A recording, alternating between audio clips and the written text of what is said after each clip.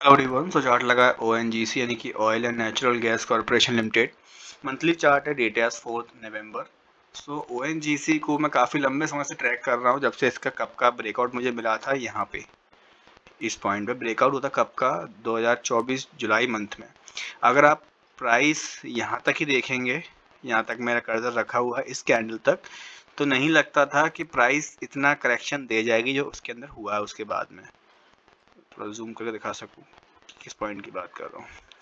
जिस पर मेरा कर्सर रखा हुआ है, इस कैंडल ने ब्रेकआउट किया था अपने कप का, एंड उसी के बाद में करेक्शन होना स्टार्ट हो गया। ठीक है, प्राइस काफ़ी डाउन साइड में आ गया। लेकिन अगर हम अच्छे से और देखें तो समझ में ये भी आता है कि प्राइस ने सपोर्ट लिया किधर है। यहाँ पहले से काफ़ी हिस्टोरिकल सपोर्ट चल रहे थे। इसका लेवल, ये लेवल, ये कुछ पॉइंट्स यहाँ पे थे, यहाँ पे थे, उसी पॉइंट पर सपोर्ट लिया। अब सपोर्ट भी आप देख सकते हैं, अप्रोच किया ऑलमोस्ट इस कैंडल ने, बोल सकता हूँ यहाँ पे 2024 के नवंबर में, और 2025 नवंबर आ गया। एक साल तक प्राइस एक सर्टेन पॉइंट पे ही है। तो यानी कि मैं ये दावे के साथ कह सकता हूँ कि ये लेवल काफ़ी अच्छा लेवल है। इस पॉइंट पे प्राइस बैठी हुई है।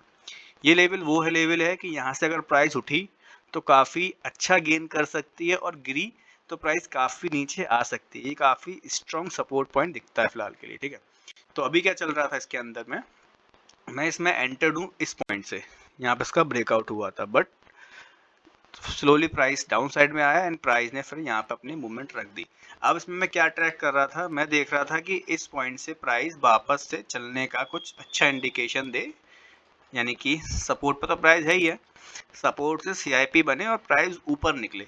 बट अब यहाँ पे अगर वीकली पर देखेंगे तो समझ में आएगा कि हो क्या रहा है। वीकली चार्ट फ्रेम पे इसने 50 मूविंग एवरेज को पहले ही ब्रेकआउट कर दिया है, कुछ इन कैंडल के साथ में ब्रेकआउट किया। अब ब्रेकआउट हुआ, ब्रेकआउट होने के जस्ट बाद में ही ऊपर एक और रेजिस्टेंस पॉइंट है, जो कि ये, मैं हमेशा कहता हूँ कि अगर कोई ब्रेकआउट हो रहा है और ब्रेकआउट के जस्ट ऊपर कोई रेजिस्टेंस दिखता है तो उसको निगलेक्ट नहीं करना चाहिए, क्योंकि वहाँ पे हो सकता है कि प्राइस स्ट्रगल कर जाए।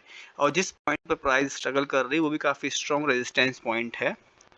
आप देख सकते हैं कुछ इस तरीके से,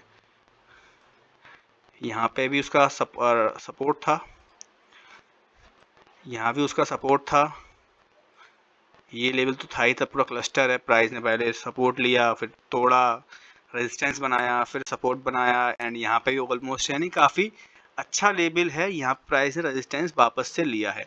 तो अब मैं इसमें क्या देख रहा हूँ ये समझते हैं। पहला चीज़, प्राइस ने अपना 50 मूविंग एवरेज वीकली चार्ट के ऊपर में वो ब्रेक कर दिया, यानी कि एक चीज़ अपनी निकल चुकी है। अब जो मैंने लेवल ड्रॉ कर रखा है 257.50, यानी कि राउंड फिगर देखेंगे तो तकरीबन 260 रुपये का ही लेवल है।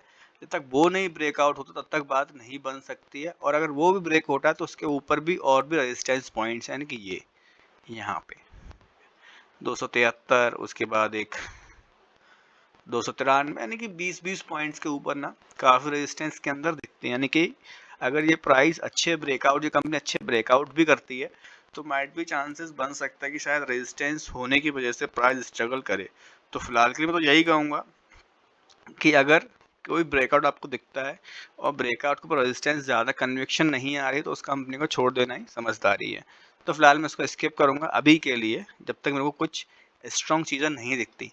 इन फ्यूचर मेरे को दिखता है कि यहाँ से बुलिश रैली बनती दिख रही है। जैसे यहाँ पे हुआ था, आप देख सकते हैं कुछ हफ्तों में यहाँ पे से बुलिश रैली बनी थी, अच्छे वॉल्यूम भी थोड़े दिखते हुए दिखे थे। लेकिन प्रीवियस 2 हफ्तों से फिर से प्राइस ने रेजिस्टेंस लेना स्टार्ट कर दिया है। अगर मुझे इस पॉइंट का ब्रेकआउट स्ट्रॉन्ग दिख जाता है, समझ में आता है कि हाँ प्राइस अब चलने के तैयार है, तो शायद उसको देखा जा सके। वैसे ओवरऑल देखेंगे तो ऑयल एंड नेचुरल गैस का जो इंडेक्स भी है वो भी ठीक दिखता है। प्राइस काफ़ी अच्छा मूवमेंट ऊपर अप साइड में दे रहा है। तो फिलहाल तो इस ब्रेकआउट को देखना है कि अगर ये अच्छा हुआ तो शायद बात बन सकती है। अगर ये ब्रेकआउट नहीं हुआ तो जैसे कि मैंने बताया रेजिस्टेंस काफ़ी सारे हैं, तो उसको छोड़ भी सकते हैं। सो बस वेट करेंगे एंड देखेंगे क्या ये कंपनी फ्यूचर में कुछ अच्छा दिखाएगी अपने को या फिर नहीं। इस educational purpose only. Thank you watching my video.